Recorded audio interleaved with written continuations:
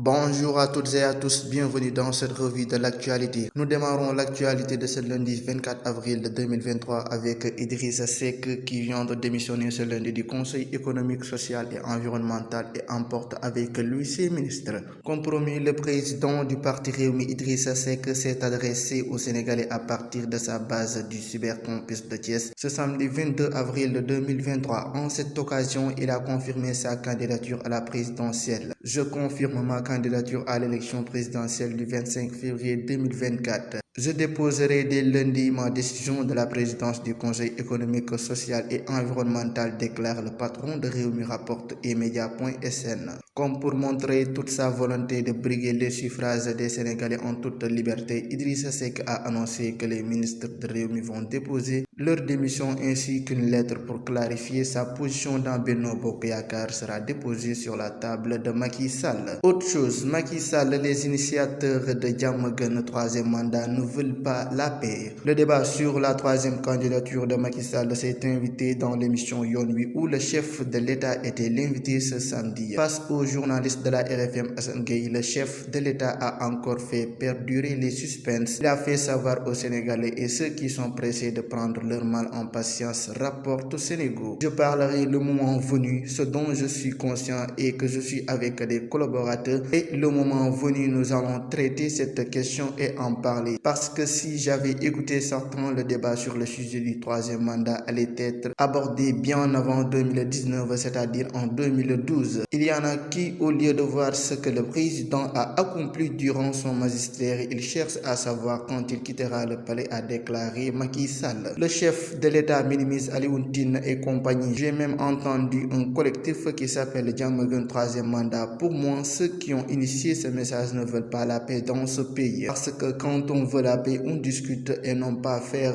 un mot d'ordre et dire à celui qui dirige le pays qu'il ne peut pas participer aux prochaines élections. Ça ne devrait pas se passer ainsi. Donc je ne peux pas vous dire et que le moment venu, je parlerai, a fait savoir le chef de l'État. Appel au dialogue national, le F24 fixe ses conditions. À l'appel au dialogue national du président de la République, l'opposition a apporté sa réponse assortie de conditions. En effet, le mouvement des forces vives du Sénégal regroupant des membres de l'opposition et de la société civile exige entre autres la déclaration de nos candidatures du président de la République à la présidentielle de 2024, des élections inclusives et la libération du détenu politique, informe Sénégal.com. Le F24 compte participer au dialogue et si seulement le chef de l'État respecte ces conditions posées sur la table. Macky Sall réitère sa volonté de faire amnistier Khalifa Sall et Karim Wade. Le président de la République a confirmé ce samedi la volonté du gouvernement de faire amnistier les faits pour lesquels plusieurs opposants, notamment Khalifa Sall et Karim Wade, ont été privés de leur droit de voter et d'être éligibles. Il y va de leur intérêt de venir discuter avec la majorité. On ne devrait pas discuter seulement de questions d'éligibilité, a dit Macky Sall en parlant de sa main tendue à l'opposition et du projet de loi amnistie de fait concernant certains leaders politiques. S'exprimant en wolof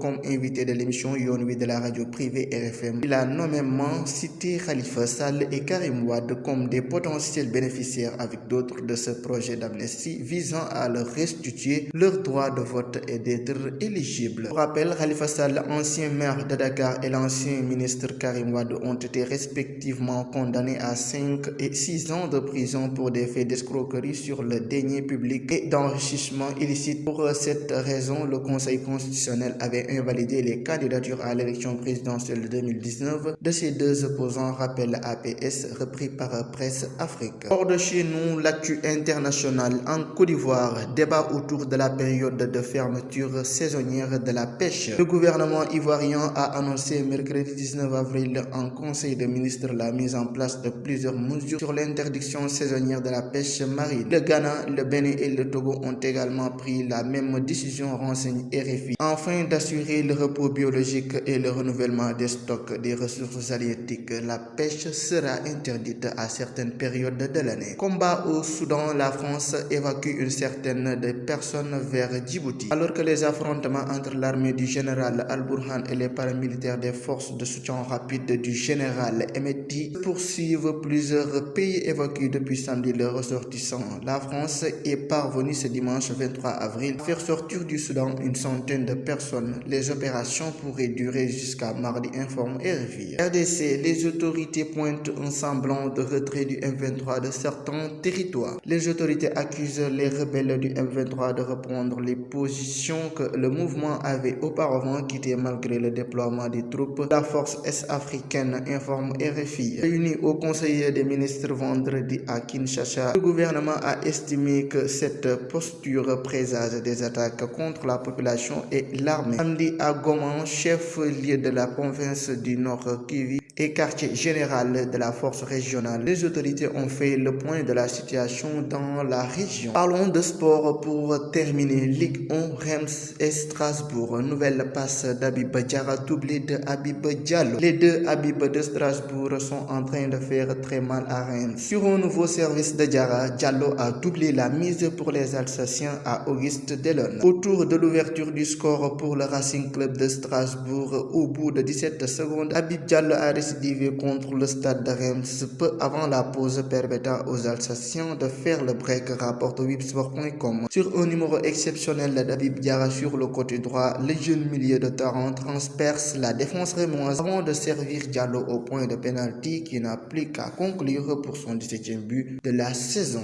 La Liga avec Pape Gueye, le FC Séville s'offre Villarreal 2-1. Le FC Séville s'est imposé ce dimanche contre Villarreal dans le cadre de la 30e journée de Liga. Après sa qualification pour le dernier carré de la Ligue Europa, Séville continue sur sa bonne dynamique en championnat. Le club andalou a battu Villarreal grâce à un but de Youssouf En-Nesyri dans les ultimes minutes du match, 2-1, rapporte Websport.com. Voilà, mesdames et messieurs, c'était tout pour cette revue de l'actualité. Merci de nous avoir choisis pour vous informer.